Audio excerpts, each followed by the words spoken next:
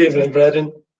Okay, a little bit about me, and I think it might be worth. Well, if you want to know me, you need to go back to where I came from and what I did when I was younger, because I think that was a very important part of who I am today.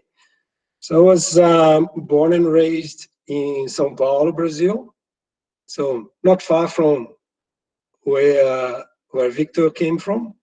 But an entirely different country, multicultural, and São Paulo in particular, being this massive metropolis, had second, third generation immigrants from pretty much every part of the world.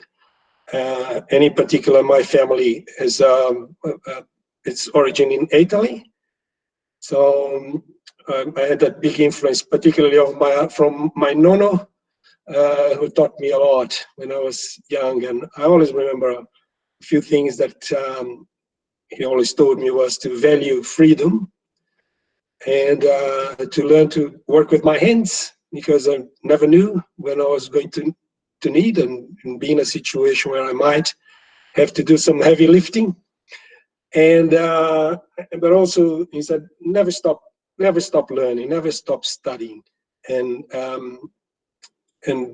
we've out of I think altogether with my sisters, I had two sisters and about 20 cousins, and my nono always made sure that we all made all the way to university at least, right?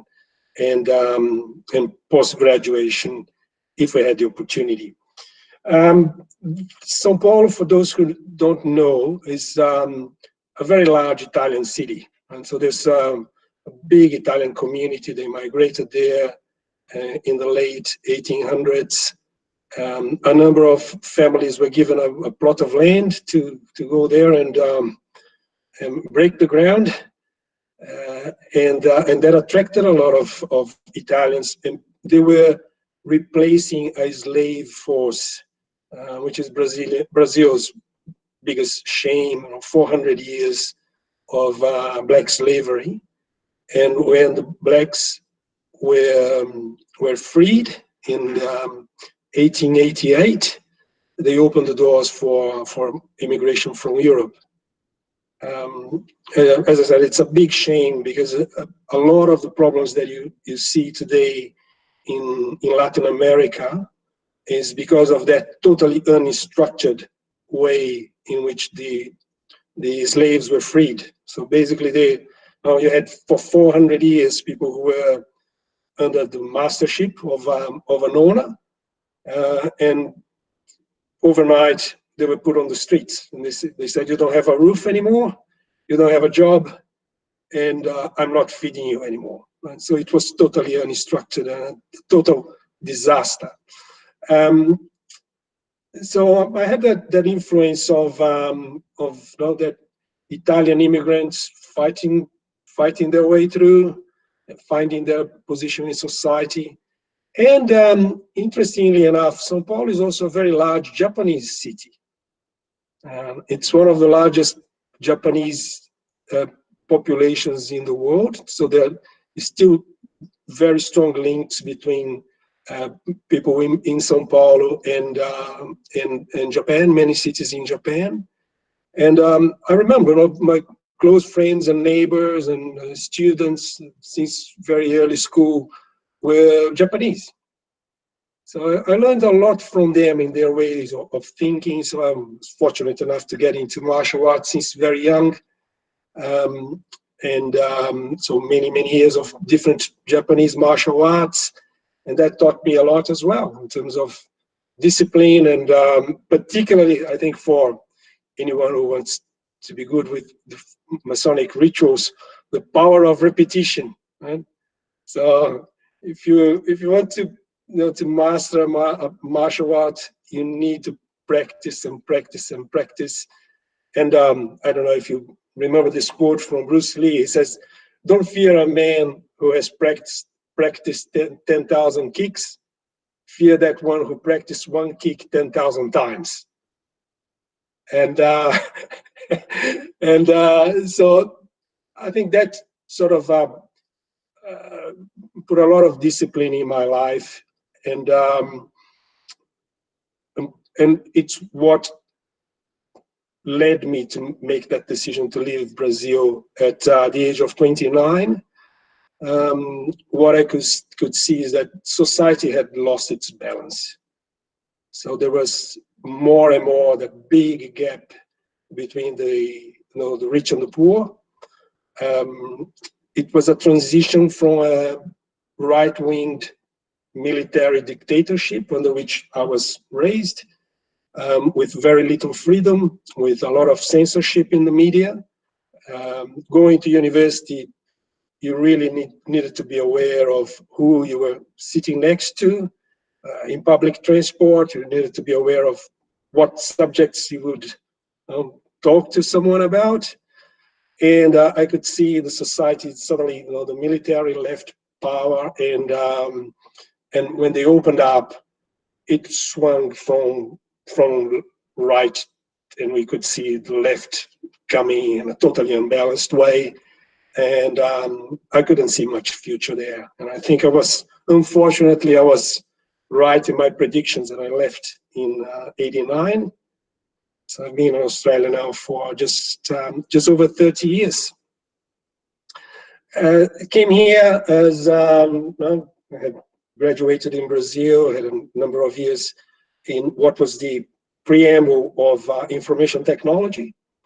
And I was lucky enough here to have the opportunity to continue my studies, did another 10 years of post-graduation studies while working full-time, and managed to find my path back into IT, and had what I would consider a successful career, 20 years now as CIO, Chief Information Officer, for some reasonably large companies, and I couldn't complain. I could not complain of the opportunities I had to study and develop my career in Australia. Beginning was tough though, set back by a number of years, especially the challenges with the language and not knowing anyone. But slowly, you study and persevere, and you're honest and hardworking, and eventually the doors started to open. I was the first person in my family to leave the country, and I was also the first person, as far as I'm aware, to join Freemasonry. So I envy you guys sometimes when I say, oh, my grandfather and my great-grandfather and my uncles. No, I didn't have that, right? No one in my family. And I was prompted. I have this habit of reading, and one of the things that I couldn't find really was good books or good lessons about ethics and morale. Right? So I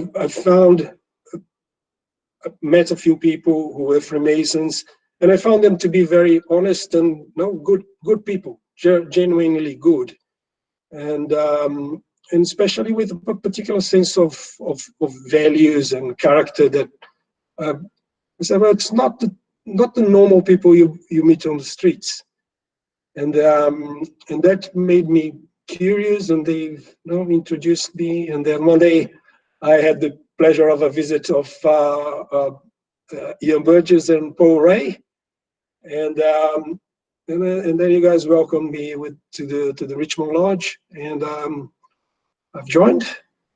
Thoroughly enjoyed it, and in every opportunity, I think I've always been in the team since I became a Master Mason, and I intend to continue there. I was fortunate enough to be a Master of the Lodge for 2 years in a row, and then I moved to Essendon, and really made it quite difficult for me to attend Lodge.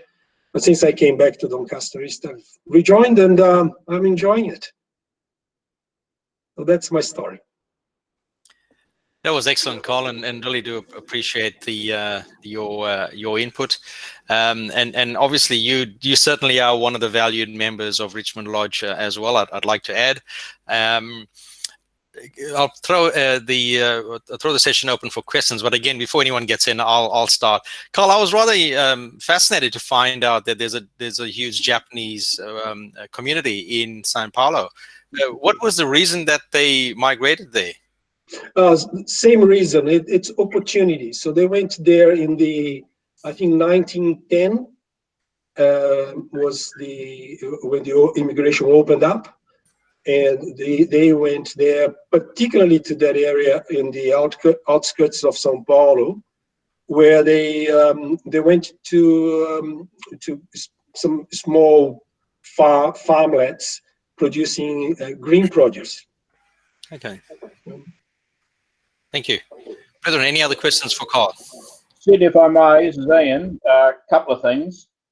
Since the moment I met Carl, he was always a Freemason. Yes, we initiated him, but he was always a Freemason. The other part of it is it not deja vu, interesting, whatever you like? He came here in '89.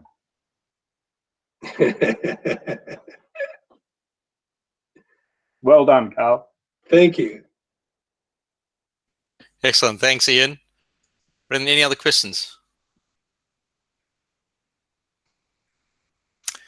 I'll take silence as no. So again, I'd like to say thank you to Carl and all the other brethren that gave us a bit of insight into who they are. And I think it's important, brethren, that the brethren of Richmond Lodge actually do form much stronger bonds with each other. And this is just a small opportunity encapsulates this option for us to be able to do this within the lodge. So again, thanks a lot, Carl. One of the things I must admit that I enjoy about Richmond Lodge is that we certainly are a multinational lodge.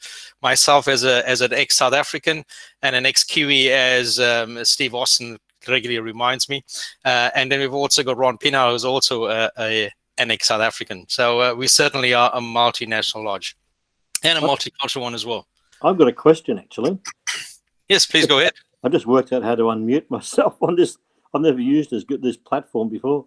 It was for Carl. I understand that lots of Italians went to Argentina, and Argentinians tend to speak Spanish with an Italian accent. Does the same thing apply in Sao Paulo with so many Italians? Do they speak Portuguese with an Italian accent? Yeah, that's right. Yeah, especially if you go to the south part of Brazil, even down where my wife came from, there's this Portuguese with a very heavy Italian accent. Yeah. Good. Okay. But other small question. I understand there are lots of Freemasons in Brazil, a large number. Is that correct? I can't tell you. I don't know. There's lots of jurisdictions. So I think each state has more than one jurisdiction, and I understood it to be a very high number actually of Freemasons in Brazil. I'll go and find out how many. Yeah, sorry, I can't help you. Thank you. And that was our Grand Master elect, who I'm sure will be filling those large shoes very soon. And I'm sure he'll be intimately aware or aligned with the Freemasons in Brazil, because one of the things we'd like to do locally is obviously increase our numbers as well.